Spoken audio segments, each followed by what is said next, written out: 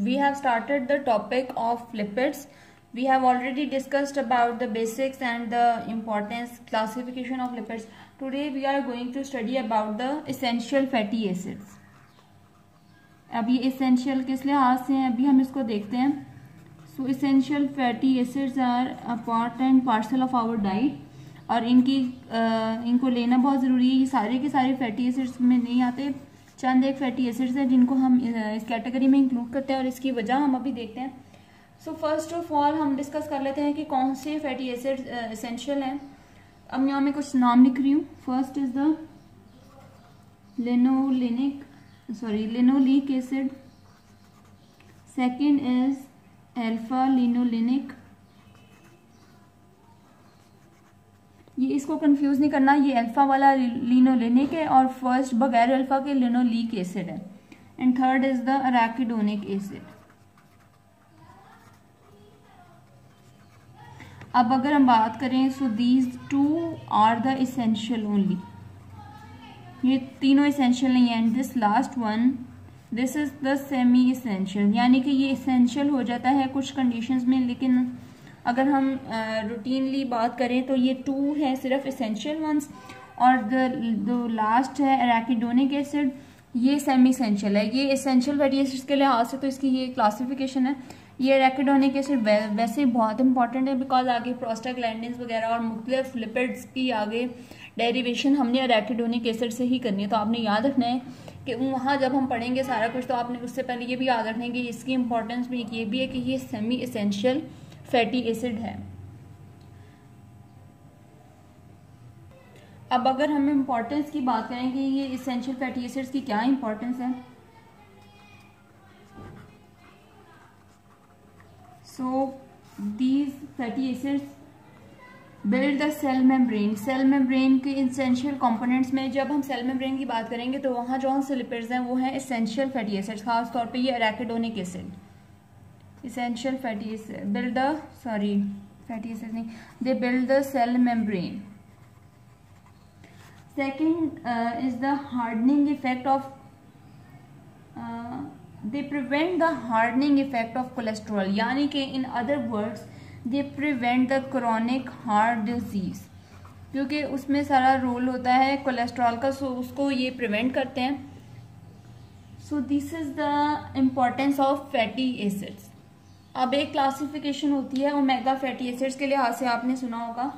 सो अगर हम इनके लिहाज से बात करें तो ये जो है लिनोलिक एसिड जो हमने ये फर्स्ट नंबर पे लिखा है, दिस इज ओमेगा 6. और linolenic alpha linolenic acid this is omega 3. अब ये वैसे तो दोनों इंपॉर्टेंट है हमारे लिए क्योंकि दोनों इसेंशियल फैटी एसिड्स में हमने डाले हैं, लेकिन the more important is the omega 3. So most important most essential is this second one. So अब हमने जिक्र किया ओमेगा का, तो फर्स्ट ऑफ ऑल डिस्कस कर लेते हैं कि ओमेगा हमने किस लिहाज से क्लासीफाई करते हैं ओमेगा फैटी एसिड्स को. Omega fatty acid basically classification है regarding the unsaturated fatty acids and not for the saturated ones, क्योंकि इसमें बात ही सारी आएगी on the double bond. So double bond होता ही अनसैचुरेटेड में है, तो omega is a classification for the unsaturated fatty acids. तो अगर हम फैटी एसिड्स की वैसे अगर हम बात करें जो हमने फैटी एसिड्स का पहले भी जिक्र किया था क्लासिफिकेशन में, तो ये दो तरह की होती हैं, या तो सैचुरेटेड होते हैं या अनसैचुरेटेड होते हैं. इसकी कुछ एग्जांपल्स अभी हम देखेंगे. सो ये अनसैचुरेटेड की हम आगे बात करें जो हम क्लासीफाई कर रहे हैं into the omega fatty acids.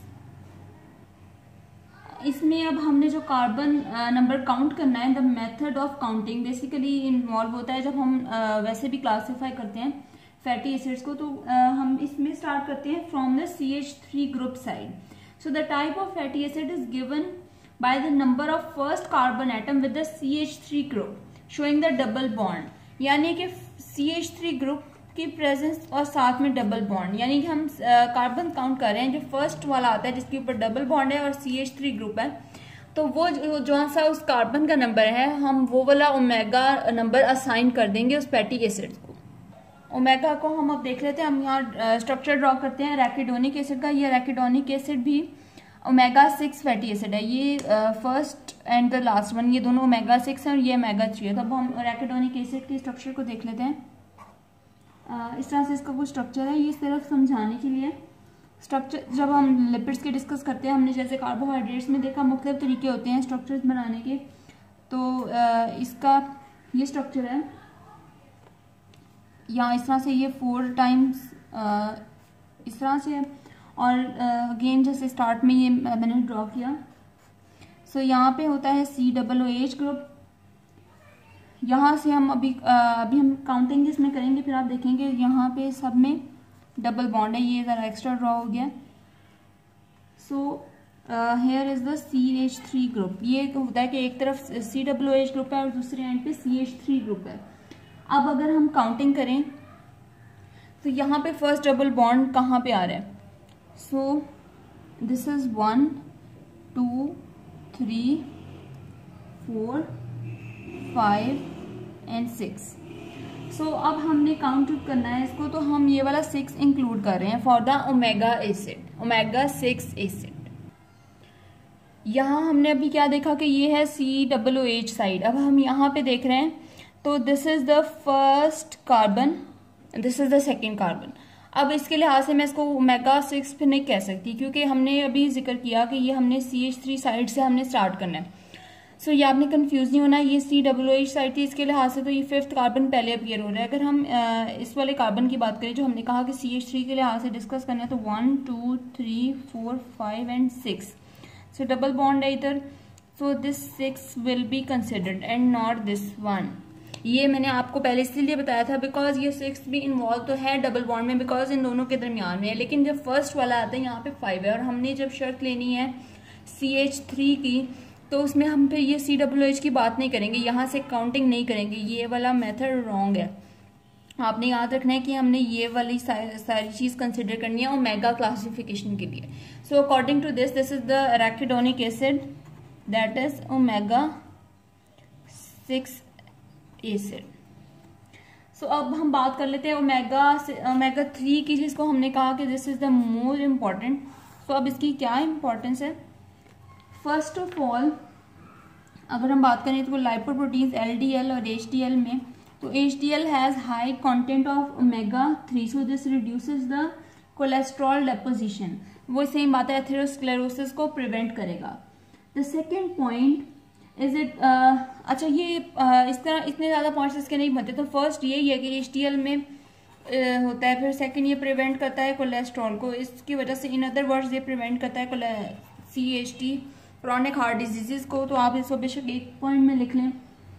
इसके अलावा it reduces the risk of diabetes mellitus in patients. ये भी इस लिहाज से है because this is a component of good cholesterol.